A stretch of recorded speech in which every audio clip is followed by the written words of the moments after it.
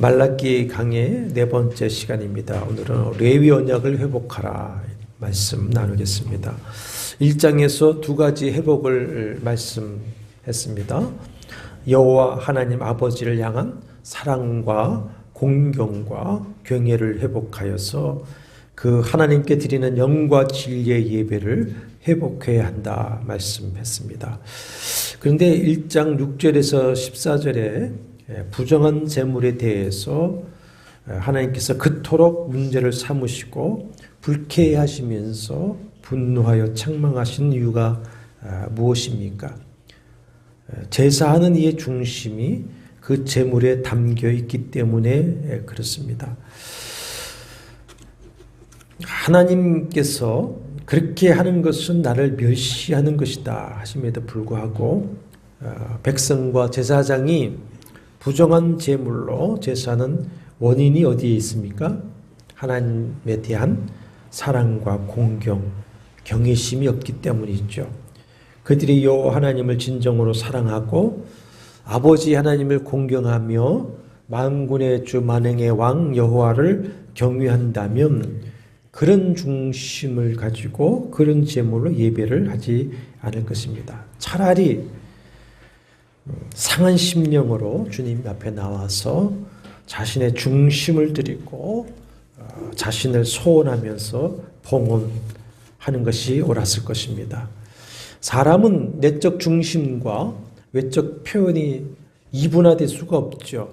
영과 몸, 또 신앙과 삶을 분리하려고 하는 이원론적 사상은 항상 신비주의와 또 우상숭배적 기복주의를 따라가게 되어져 있습니다. 사람은 몸과 마음, 영혼과 몸이 하나이지 따로 있지 않지 않습니까? 내 중심이 그러하니 외적인 표현도 그런 것이고 내 중심이 그러하지 못하니 외적 표현도 그러하지 못한 것입니다. 물론 보면은 마음을 외적으로 표현하는데 서툰 사람도 있고요. 또 정말 마음을 표현하고 싶은데 가진 것이 없을 수도 있습니다. 그런데 나는 마음이 그렇지 않은데 하면서 그 자세와 하는 것들이 다르다면 그 사람은 거짓말일 것입니다. 여러분, 우리가 사람끼리 매 약속 시간마다 지각하는 사람이 그 상대를 존중할까요? 그렇지 않습니다. 예배 시간에 늘 흩어진 외모로 지각하는 사람이 진정 여호와를 경외하는 중심으로 예배에 참여하는 것일까요? 영어로는 예배를 서비스라고 하나님을 봉사하는 것이라고 하기도 하고 월십이라고 그랬죠. 월십이라고 하는 지금의 단어는 고대 영어에 합당한 가치를 돌린다는 뜻을 가지고 있습니다. 우리가 예배하는 대상은 어떤 분이시죠? 창조주 하나님이시죠. 만군의 주, 만왕의 왕, 거룩하신 여호와 하나님, 우리를 사랑하여 독생자를 주신 아버지, 그리고 공의의 심판주이십니다. 그리고 과거 왕을 아련하려면 어떤 마음과 준비와 자세와 예물을 가지고 했는지 우리 아시지 않습니까? 1년에 한두 번씩 지금도 대통령이 참여하는 조찬 기도회가 있습니다. 그 조찬 기도회에 특별히 초청받아 가는 사람도 있지만은 대부분이 또 자기 돈을 내서 이렇게 가는데 저는 그런 초청장이 왔는데도 한 번도 간 적이 없습니다. 근데 거기에 보면은 일찍 가서 예복을 갖추고 일찍 가서 다 검사하고 리허설을 하고 그 예배의 자세를 보십시오. 그 사람이 참여하는 그 예배하고 우리가 주일날 예배하는 자세 한번 생각을 해 보십시오. 만왕의 왕께 어떤 중심과 자세로 예배를 해야 될까요? 오늘 우리가 진실로 그 하나님께 합당한 예배를 하고 있는 것인지 아버지께서 찾으시는 참으로 영과 진리로 예배를 하고 있는 것인지 우리 자신과 또 우리 함께 교회의 모든 예배를 한번 점검해 봐야 할 것입니다. 우리가 영과 진리의 참된 예배를 회복해야 하는 이유 크게 두 가지였습니다. 하나는 우리 자신이 하나님과의 관계를 회복하고 은혜를 받기 위함인 것이죠. 두 번째는 바로 우리가 제사장이기 때문에 그렇습니다. 우리 자신이 교회의 제사장, 가정의 제사장, 이웃과 나라, 민족의 제사장이기 때문에 그렇습니다. 제사장이 하나님 앞에 바로 서고 하나님을 기쁘시게 하면서 하나님 앞에 바른 예배를 드리며 중보하게 되면 교회가, 가정이, 나라, 민족이 그 제사장으로 말미암아 하나님 앞에 은혜로 살아갈 수가 있게 되었습니다. 오늘 본문 5절 보시면 레위와 세운 나의 언약은 생명과 평강의 언약이라 이렇게 말씀을 하고 있습니다. 하나님께서 레위 제사장과 생명과 평강의 언약을 맺으신 이야기는 민수기 25장에 기록되어 있습니다.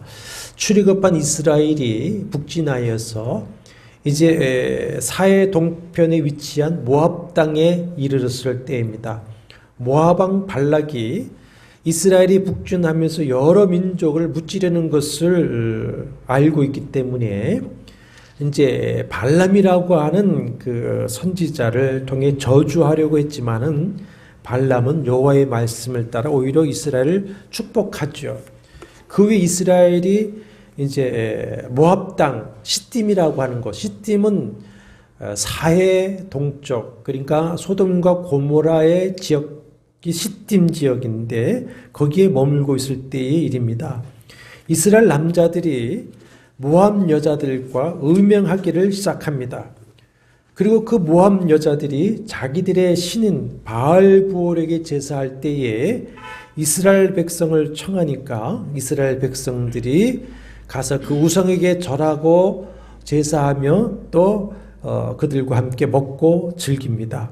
민수기 31장 16절이나 계시록 2장 14절에 보면은 발락, 모압 왕 발락이 발람의 꾀를 따라 그렇게 한 것이다 이렇게 말씀을 하고 있는데 계시록 2장 14절에 보면 버가모 교회도 그런 발람의 교훈을 따른 자리에 있다 이렇게 책망하고 계십니다. 하나님께서 진노하사 연병으로 치시죠. 그리고 그 일에 가담한 모든 남자를 죽이라고 명령을 하십니다. 그 일로 해서 모든 백성이 회막 성전 앞에서 울고 있는 상황인데 그 상황에도 시므의 지파의 한 지도자가 미디안 여인을 데리고 자기의 천막에 들어가서 음행을 합니다. 이때 레위 지파 아론의 자손 제사장 비느하스가 창을 들고 들어가서 그 두 사람을 함께 뚫어 죽입니다. 그러자 하나님께서 진노를 거두시고 연병을 그치게 하시죠. 그리고 이제 25장 10절과 13절에 여호와 하나님께서 이렇게 말씀하십니다. 비느하스가 내 질투심으로 질투하여 이스라엘 자손 중에서 내 노를 돌이켜서 내 질투심으로 그를 소멸하지 않게 하였도다. 그러므로 내가 그에게 내 평화의 언약을 주리니 그와 그의 후손에게 영원한 제사장 직분의 언약이라. 그가 그의 하나님을 위하여 질투하여 이스라엘 자손을 속죄하였음이니라 합니다. 모든 사람은 하나님께 죄인이고 범죄할 수밖에 없는 존재이죠. 모두가 하나님의 진노의 대상이고 그 죄의 삭은 뭡니까? 사망입니다. 사망. 그러나 제사장이 하나님 앞에 바로 서서 하나님이 명령하신 그 율법의 명령대로 바른 피의 제사를 하면서 그 죄인의 피를 덮어버리고 그 죄인의 죄를 위하여서 하나님께 중보하며 속죄하면 하나님은 그 제사장의 제사와 중보를 받으시고 그 백성에게 죄를 묻지 않으시고 진노하지 아니하시고 그에게 생명을 주시고 평강, 샬롬을 주시겠다 하는 것이 제사장 언약입니다. 그것이. 이렇게 제사장의 사명은 참 대단한 것이죠. 여러분, 집안에 예수 믿는 사람 없이 혼자서 힘들게 신앙생활하는 성도들이 있습니다. 또 그 사람은 그 자신이 신앙이 늘 부족하게 또 여기게 됩니다. 그러나 그 한 사람이 가정의 제사장이 되어서 진실로 마음으로 여호와를 경외하며 예배하며 가정을 위해서 간구하면 하나님은 그 사람과 생명과 평강의 언약을 맺으십니다. 그리고 그 한 사람과 하나님 맺으신 언약을 그 사람이 신실하게 준행하는 것을 보시면 그 사람으로 말미암아 그 가정에 구원과 복을 주시는 것입니다. 주 예수를 믿으라. 그리하면 너와 내 집이 구원을 얻으리라. 이것이 바로 무슨 언약입니까? 생명과 평강의 언약이다 하셨습니다. 교회도 마찬가지고 나라 민족도 마찬가지입니다. 몇 주 전에 말씀을 했듯이 진실로 하나님을 경외하는 성도가 느헤미야처럼 민족과 자신의 죄를 회개하며 하나님의 긍휼을 구하면 하나님께서 긍휼을 베풀어 주시는 것입니다. 잊지 마십시오. 우리가 제사장입니다. 교회의 제사장, 가정의 제사장, 나라 민족의 제사장입니다. 이스라엘의 제사장들은 레위 언약을 기억하면서 자신들의 조상인 비느하스 제사장처럼 함원되었습니다. 5절과 6절의 말씀대로 자신들이 먼저 하나님을 진실로 경외하면서 하나님과 화평함과 정직함으로 동행을 하고 또 하나님의 진리의 말씀을 바로 알아 백성들을 가르치고 또 죄를 꾸짖어서 백성들로 하여금 죄를 깨닫고 죄악에서 돌이켜 하나님께로 돌아오게 하고 그리고 백성들의 죄를 위해서 바른 제사를 하며 중보를 하면 될 것인데 8절 말씀대로 자신들도 옳은 길에서 떠날 뿐만 아니라 많은 사람을 율법에 거스르게 하였다 하셨습니다. 거스르다라고 하는 것은 걸려 넘어진다고 하는 것입니다. 그러니까 자신들도 율법을 지켜야 하지 않아서 넘어질 뿐만 아니라 백성들로 하여금 율법을 범하여 넘어지겠다는 것입니다. 그렇게 해서 8절 하반절에 보면 너희가 레위의 언약을 깨트렸느니라 책망하십니다. 언약을 많이 말씀을 드리는데 언약은 쌍방 약속이고 계약이죠. 그런데 성경에서 말씀하는 하나님의 언약은 하나님과 백성됨의 언약은 은혜 언약입니다. 은혜 언약. 사람은 하나님에게 어떤 조건을 먼저 내걸고 하나님 내가 이렇게 하겠으니까 나와 약속하십시다. 계약을 맺으시는 그런 존재가 전혀 못 됩니다. 자격도 안 되고 능력도 없습니다. 그래서 하나님께서 먼저 일방적으로 은혜를 주시기로 약속을 하십니다. 그 십계명이 그 언약의 중심이죠. 시내산 그 언약을 맺을 때에도 보면 내가 너희를 구원해서 너희의 하나님, 너희 아버지, 너희 왕이 되어 주겠다. 그리고 내가 제시하는 이 율법의 말씀을 너희가 지키면 내가 너희에게 나의 생명과 평강을 복으로 주겠다. 그렇게 하겠느냐? 하나님의 사랑의 제시입니다. 이 하나님이 사랑으로 제시하는 그 언약의 조건을 받아들이느냐 거절하는 것이냐 하는 것은 또 사람의 반응이겠죠. 받아들이면 생명을 얻고 언약의 말씀을 순종하면 평강을 얻는 것이고 받아들이지 않으면 사망이고 불순종하여 지키지 않으면 하나님이 그 언약서에 기록한 저주를 받게 되는 것이죠. 언약서에 기록된 저주라고 하는 것은 없는 저주를 만들어서 주시는 거 아닙니다. 죄인들이 받을 마땅한 저주가 그대로 임하는 것입니다. 말라기는 신명기의 축복과 저주의 언약 말씀에 근거한 메시지라 했습니다. 신명기 축복과 저주의 말씀의 중심은 8장에 이제 잘 나타나 있는데 8장 1절에 보면은 오늘 내가 명하는 모든 명령을 너희는 지켜 행하라. 그리하면 조건이 있죠. 언약의 말씀을 지켜 행하면 너희가 살고 번성하고 여호와께서 너희의 조상들에게 명세하신 땅에 들어가서 그것을 차지하리라. 살고 번성하며 살게 되리라. 생명과 평강 살롬의 언약입니다. 반대로 언약의 말씀을 지키지 아니하면 당연히 죄인들의 받을 저주가 임하게 되는 것입니다. 하나님이 이 사랑의 제시를 받아들여서 이스라엘은 시내산에서 모세를 중보로 피 언약을 맺고 레위 제사장들은 조상 비느하스를 통해 맺은 그 영원한 언약을 그래서 기쁨으로 지키기만 하면 자자손손 하나님의 생명과 평강을 얻어 누릴 수가 있게 되는 것이죠. 그리고 7절 하반절에 보면은 제사장은 만군의 여호와의 사자가 됨이거늘 그렇습니다. 여러분 과거 제국 시대에 황제의 사자가 봉신들에게 황제의 뜻을 전하러 가면서 그 봉신을 두려워하고 그 봉신의 비율을 맞추겠습니까? 그렇지 않습니다. 만군의 주 만왕의 왕 여호와 하나님의 사자라면 무엇이 두렵겠습니까? 여호와의 사자는 누구의 말을 전해야 되겠습니까? 만군의 주 만왕의 왕 여호와 하나님의 말씀을 전해야 할 것이고 주 하나님의 뜻을 백성들에게 전하여서 백성이 왕 하나님의 뜻을 준행하도록 해야 하는 것이죠. 그런데 말씀대로 이미 여호와의 말씀을 버렸습니다. 진리의 말씀을 버려버렸습니다. 그리고 그들의 입술은 불의했습니다. 거짓을 말했습니다.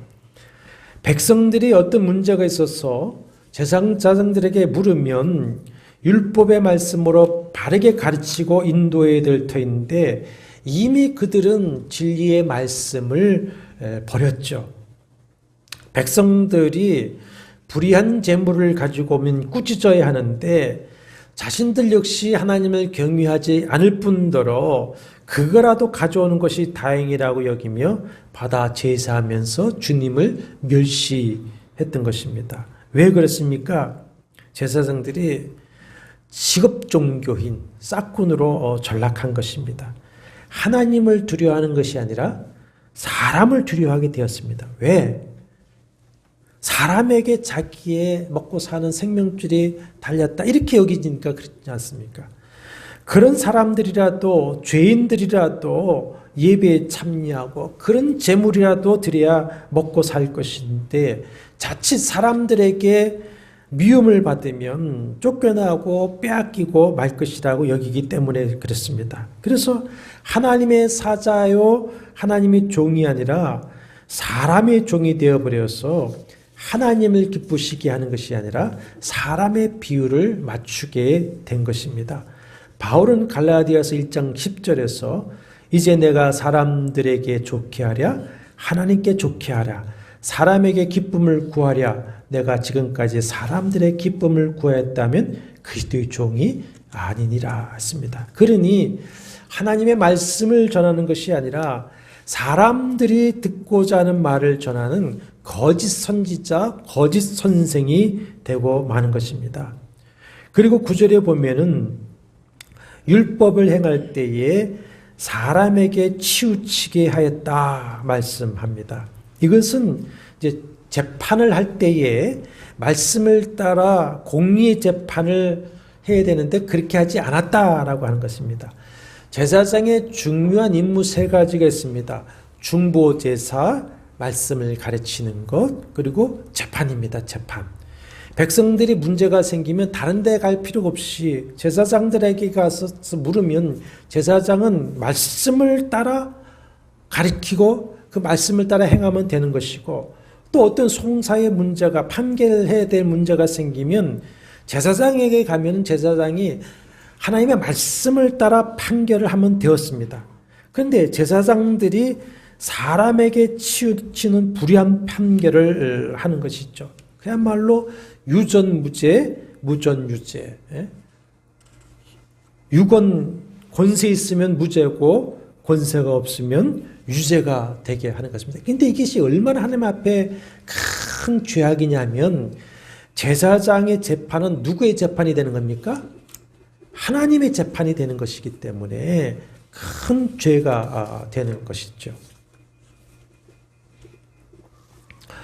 하나님은 여러 선지자를 통해서 이런 불의에 대해서 심판을 선언하십니다. 그 중에 아모스 5장 7절 말씀에 보면은 정의를 쓴쑥으로 바꾸며 공의를 땅에 던지는 자들아, 갑자기 패망이 이르게 될 것이다 하시면서 오직 정의를 물같이 공의를 말하지 않는 강같이 흐르게 할지어다 그랬습니다.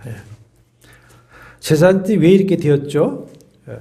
자신들도 하나님에 대한 사랑, 아버지에 대한 공경심, 주인에 대한 경외심이 사라지고 그저 직업 종교인 싹군이 되어버렸기 때문입니다. 또 아모스 5장 10절에 보면은 무리가 성문에서 책망하는 자를 미워하며 정직히 말하는 자를 싫어하는도다 이렇게 말씀하셨듯이 말씀으로 책망하며 바르게 가리키는 선지자 제사장들을 사람들이 미워하고 힘 있는 자들이 핍박하고 내어쫓고 심지어 죽이기까지 합니다. 그러니까 하나님을 두려워하는 것이 아니라 누구를 두려워하는 겁니까? 사람을 두려워하는 것이죠. 그래서 사람들이 하나님 앞에 불의를 행하여도 꾸짖지 아니하고 함께 불의를 행하게 된 것입니다. 하나님을 기쁘시게 하는 것이 아니라 사람을 기쁘시게 해야 되고 하나님의 말씀을 전하는 것이 아니라 사람이 듣기 좋은 거짓 위로를 말하고 잘못된 예배를 하면서도 축복을 말하는 것입니다. 우리 선지서 또 역사서를 읽어보면 백성과 왕들이 선지자들에게 제발 좀 좋은 얘기 좀 해라. 그렇게 얘기하는 것을 들을 수가 있습니다. 또 저도 목회를 하면서 많이 들었던 말이 목사님 우리는 일주일 동안에 참 세상에서 힘들고 피곤하게 스트레스를 받으며 삽니다. 주일날 와서는 좀 편안한 얘기만 들었으면 좋겠습니다. 이런 얘기를 저도 많이 들었습니다. 그러니까 주님께서 뭐라고 하시는 겁니까? 1장에서 너희가 이같이 행하면 내가 너희 제사를 받겠으며 너희의 간구를 들어주겠느냐. 너희가 하는 제사를 받지 않을 것이고 장차 이 성전문을 닫아버리고 장차 이방인을 통해 깨끗한 제물로 예배를 받겠다. 이렇게 경고의 말씀을 하셨습니다. 그런데 2장 2절에 보면은 그들은 만군의 여호와의 경고의 말씀을 듣지 아니하며 마음에 두지 아니합니다. 도무지 회개하고 돌이키지 아니려고 하죠. 그래서 하나님께서 그들에게 준엄한 심판을 선언하십니다. 2절 하반절 보십시오. 내가 너희에게 저주를 내려 너희의 복을 저주하리라. 내가 이미 저주하였나니 이는 너희가 그것을 마음에 두지 아니하였습니다. 그렇게 말씀하십니다. 너희의 복을 저주하리라. 내가 이미 저주하였다 하는데 제사장이 무슨 복을 저주하신다는 것일까요? 우리가 얼른 생각하면 제사장이 누리고 있는 복을 저주하시겠다는 것일 수 있겠죠. 물론 맞을 겁니다. 그러나 그 당시 상황을 보면 당시 제사장들은 전혀 풍요로운 복을 누리고 있지 못했습니다. 오래 식민지 생활 착취당했죠. 오랜 가뭄과 병충으로 인해서 흉년이 들었죠. 또 제 말라기 3장이나 같은 시대의 느헤미야의 기록을 보면은 백성들이 얕은 11조를 제대로 하지 않으니까 제사장이 먹고 살 수가 없으니까 이제 산과 들과 밭으로 또 일하러 나갑니다. 그래서 예배가 폐해지죠. 그나마 이제 백성들이 가져오는 그런 그 병든 제물로 겨우겨우 먹고 살고 있는 형편이니까 뭐 그 당시 제사장들에게 너희가 누리고 있는 복을 내가 저주하겠다 이 말씀까지는 아닌 것 같아요. 무슨 말씀이냐?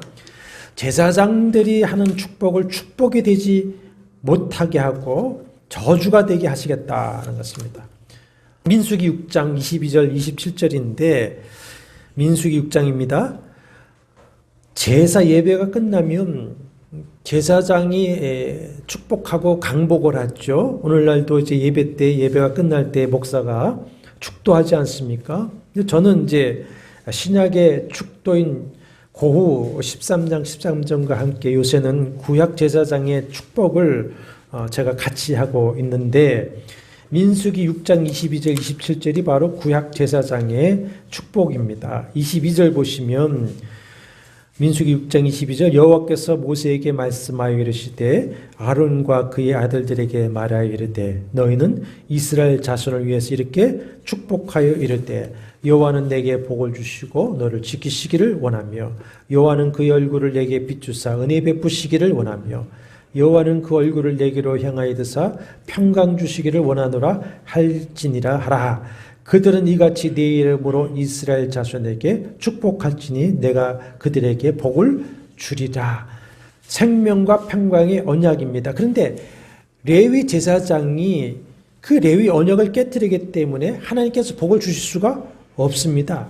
오히려 제사장의 축복이 저주로 변해서 이스라엘에게 임하게 하겠다는 겁니다. 그래서 그 당시 가뭄과 병충해가 심해서 삶이 피폐해져 있었던 것입니다. 그러니까 제사장이 복의 근원이 되는 것이 아니라 오히려 저주의 근원이 된다면 이것이야말로 제사장에게 저주 중에 저주가 아니겠습니까? 제사장이 집례하는 그 예배와 제사에서 축복이 아니라 저주가 임한다면 누가 거기에 참여를 하겠냐 이겠죠. 제사장이나 목사에게 축복권이 있다고 하더라도 사람의 뜻대로 하나님의 복이 임하는 것은 아니죠. 복과 저주는 전적으로 하나님의 주권입니다. 아무리 축복을 해도 아무리 저주를 해도 하나님의 주권이 다 있습니다. 다만 복을 비는 자나 받는 자가 다 하나님 앞에 바로 서야 하는 것이고 그 언약의 말씀을 믿음으로 준행할 때에 그 복은 임하게 되어져 있습니다. 그래서 요한일서 3장 21절 22절에 보면은 사랑하는 자들아 만일 우리의 마음이 우리를 책망할 것이 없으면 하나님 앞에서 담대함을 얻고 무엇이든지 구하는 바를 그에게 받나니 이는 우리가 그의 계명을 지키고 그 앞에서 기뻐하는 것을 행함이라 하셨습니다. 야고보서 5장 15절 16절에 보시면 믿음의 기도는 병든 자를 구원하리니 주께서 그를 일으키시리라. 혹시 죄를 범하였어도 사하심을 받으리라. 그러므로 너희 죄를 서로 고백하고 병이 낫기를 위하여 서로 기도하라. 의인의 간구는 역사하는 힘이 큼이니라 하면서 이어서 엘리야의 기도의 예를 말씀하죠. 엘리야는 우리와 성정이 같은 사람이로되 그가 비 오지 않기를 간절히 기도한즉 3년 6개월 동안 땅에 비가 오지 아니하고 다시 기도하니 하늘이 비를 주고 땅이 열매를 맺었느니라 했습니다. 요즘 그 예배하게 회중석이 강단을 좌우한다 이런 말들을 하고 있습니다. 설교자가 하나님이 죄인들에게 주시고자 하는 말씀을 전하는 것이 아니라 회중이 듣고 싶어하는 말을 전한다는 것입니다. 책망함은 회중이 싫어하고 그나마 교회에 나오지 않고 또 대적하니 싫어할 만한 말을 전부 다 빼버리고 축복의 말만 한다는 것이죠. 그러나 그것은 성도들을 축복하는 것이 아니라 저주하는 길이고 살리는 것이 아니라 죽이는 것입니다.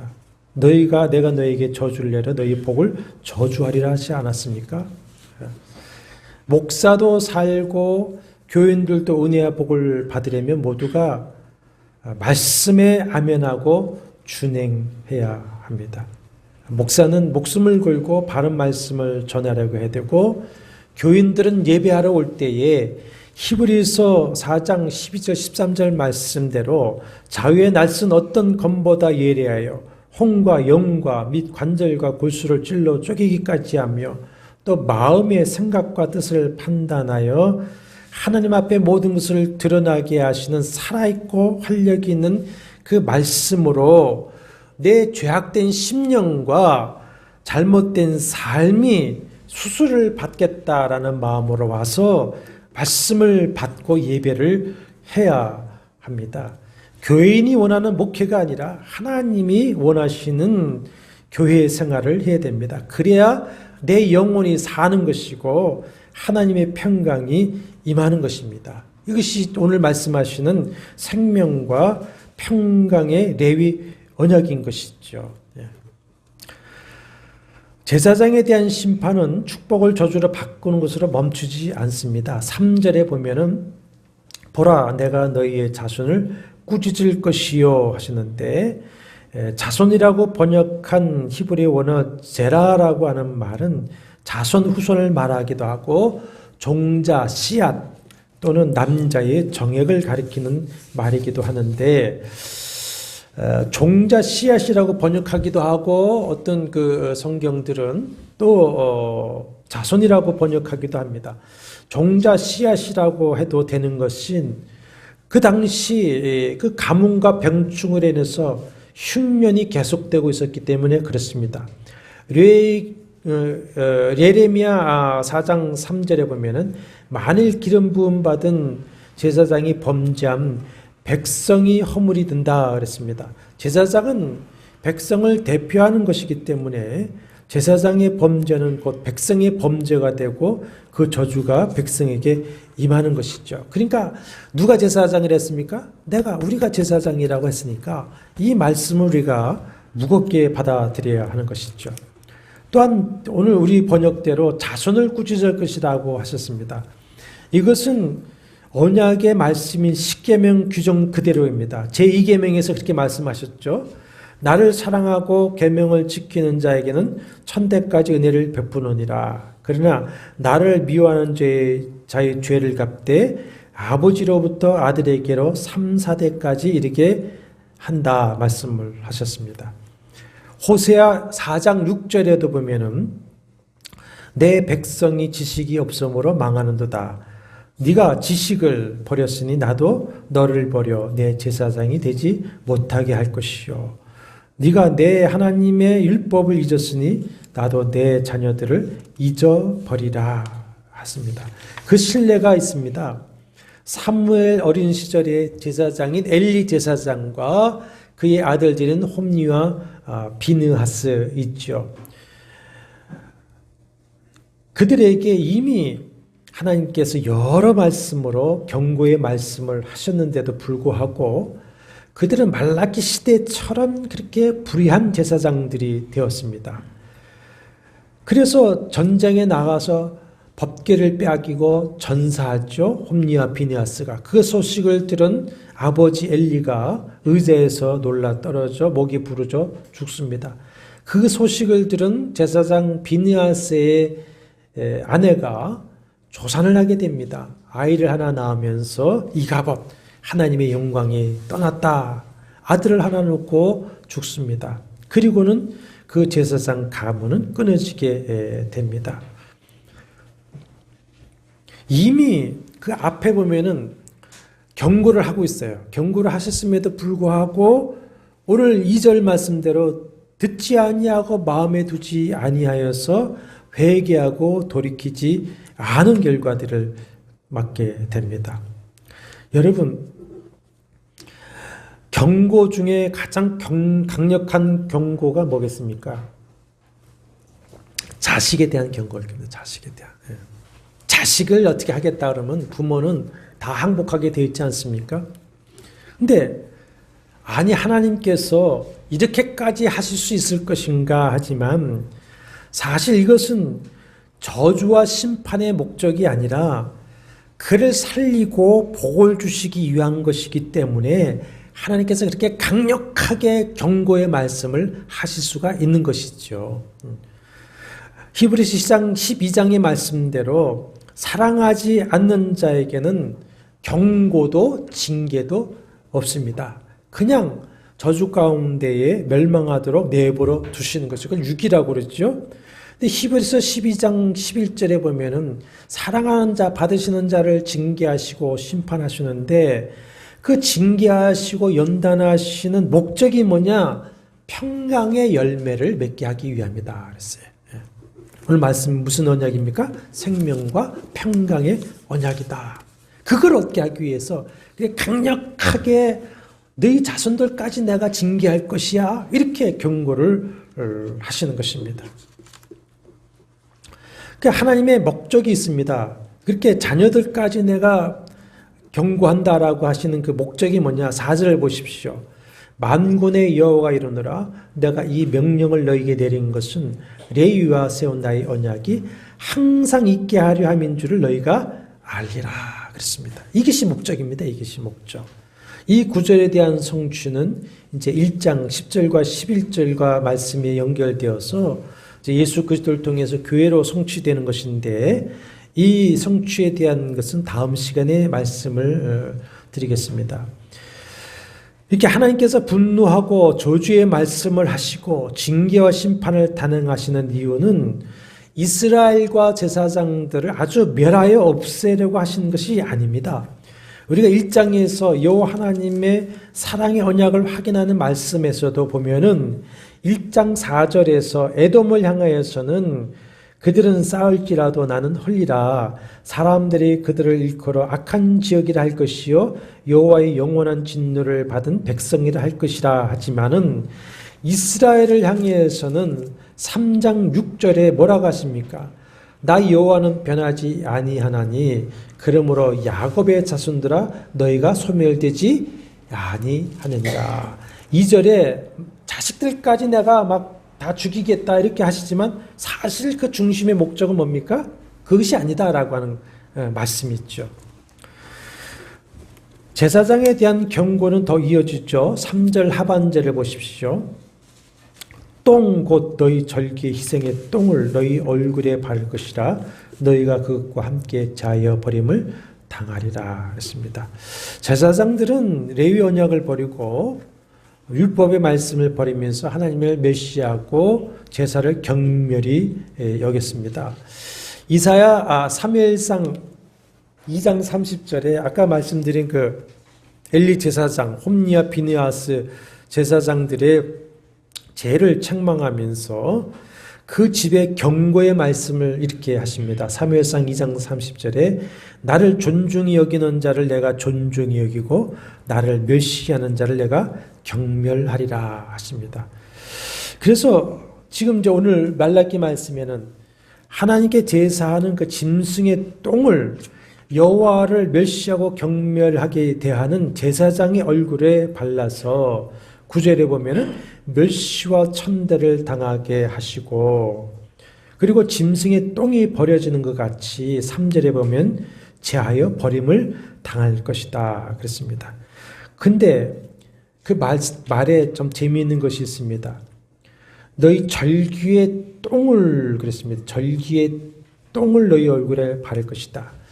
평상시 평일의 제사와 달리 절기에는 예루살렘 성전에서 그 절기 때 수십만 수백만 마리의 짐승이 바쳐지게 됩니다. 그러면 그 얼마나 많은 똥이 나오겠습니까? 그 절기에 많은 똥을 얼굴에 바른다면 그야말로 얼굴이 어떻게 됩니까?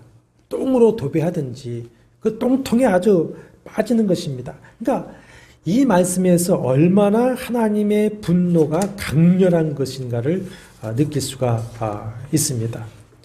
그래서 9절에 보면 너희가 내 길을 지키지 아니하고 율법을 행할 때에 사람에게 치우치게 하였으므로 나도 너희로 하여금 모든 백성 앞에서 멸시와 천대를 당하게 하느니라. 이 재판하는 사람들이 이걸 정말 경고의 말씀을 들어야 됩니다. 공의와 정의대로 판결하지 아니하고 사람을 따라 이익을 따라 하면 반드시 멸시와 천대를 당하게 되어져 있습니다. 버림을 당하게 되어져 있습니다. 재판은 하나님 앞에 이게 엄중한 것이기 때문에 그렇죠. 예수께서도 너희는 세상의 소금이니 소금이 만일 그 맛을 잃으면 무엇으로 짜게 하리요 후에는 아무 쓸데없어 다만 밖에 버려져 사람에게 밟힐 뿐이니라 하셨습니다. 그러므로 제사장은 또 하나님의 제사장으로 택함받은 이스라엘은 하나님과의 그 레위 언약을 회복하고 준행해야만이 다시 살 수가 있고 다시 하나님의 평강을 얻게 되는 것입니다. 마찬가지입니다. 사랑하는 여러분, 우리는 하나님의 제사장으로 택함을 받고 부르심을 입은 소위 거룩하다고 하는 이름을 가진 성도입니다. 성도. 교회는 세상의 제사장으로 부름받은 거룩한 모임입니다. 거룩한 모임. 하나님의 제사장으로서 우리는 이 암울하고 어려운 시기에 이 하나님의 경고의 말씀을 듣고 마음에 두어서 정말 우리 한 사람 한 사람, 여러분도 그렇고 저도 그렇고 우리 교회부터 정말 하나님 앞에 회개하고 진실로 여호와께 돌아와서 레위 언약, 제사장 언약을 회복해야 됩니다. 회복해야 됩니다. 어떻게 회복하는 겁니까? 1장부터 하나님을 향한 사랑과 공경과 경외심을 회복하여서 영과 진리로 예배하며 언약의 말씀인 진리의 말씀대로 우리가 살아가면서 세상에 여호와 하나님의 말씀을 전하여 사람들로 하여금 그 죄에서 떠나켜 진리로 돌아오게 하여야 합니다. 그것이 제사장의 사명이고 하나님의 사자의 사명이죠. 지금 얼마나 많은 교인이 주님의 몸된 교회를 떠나서 세상의 풍조를 따르고 육체의 욕심을 따라 살아가고 있는지 모릅니다. 얼마 전에 제가 한 25년 만에 어렸을 때의 친구를 만났습니다. 30대에 한 10년 동안 열심히 같이 봉사하던 평신도 집사인데 서로 전화만 했지 얼굴을 보지 못했습니다. 근데 어느 날 아침에 제가 뭐 꿈 얘기하는 사람은 아닌데 아침에 꿈에 보여요. 그래서 전화해서 야, 너 꿈에만 나타나지 말고 얼굴 한번 보자. 이렇게 봤는데 교회 안 나간 지 15년이 됐다는 거예요. 그런데 뭐라고 하냐면 교회를 안 나가도 내 마음에 아직 주님 계셔. 그래서 제가 했어요. 야, 주님은 교회로 부르셨어. 교회로. 교회를 떠나는 것은 주님을 떠나는 거야. 교회로 돌아가서 예배를 회복해야지. 교회를 떠나는 것은 주님을 떠나는 겁니다. 세상 풍조를 따르고 육체의 욕심을 따라 길거리를 방황하는 교인들이 얼마나 많은지 모릅니다. 그들을 우리가 진리로 인도해야 됩니다. 우리가 그렇게 하면 언약의 하나님께서 여호와께서 레위와 세운 언약대로 우리의 가정과 교회와 이 나라 민족에게 생명과 평강을 회복시켜 주실 줄로 믿습니다. 잊지 마십시오. 우리가 하나님의 누굽니까? 제사장입니다. 여호와의 사자입니다. 누가요? 우리가 이 정체성을 확고하게 가지시고 그 정체성에 흔들리지 마시고 하나님의 제사장으로서 여호와의 사자로서 우리가 끝까지 살아내게 되기를 바랍니다. 함께 기도하시겠습니다. 주님, 레위 언약을 따라 내가 제사장 사명, 여호와의 사자의 사명을 충성스럽게 감당하겠사오니 나의 신앙, 나의 가정, 우리 교회 이 땅에 성령이 충만하셔서 치유해 주시고 회복시켜 주시고 부흥케 하여 주옵소서. 한번 간절히 회개하며 기도하는 시간을 갖겠습니다. 여호와는 내게 복을 주시고 너를 지키시기를 원하며 여호와는 그의 얼굴을 내게 비추사 은혜 베푸시기를 원하며 여호와는 그 얼굴을 내게로 향하여 되사 평강 주시기를 원하노라. 주 예수 그리스도의 은혜와 하나님의 사랑과 성령의 교통하심이 너희 무리와 함께 있을지어다. 아멘.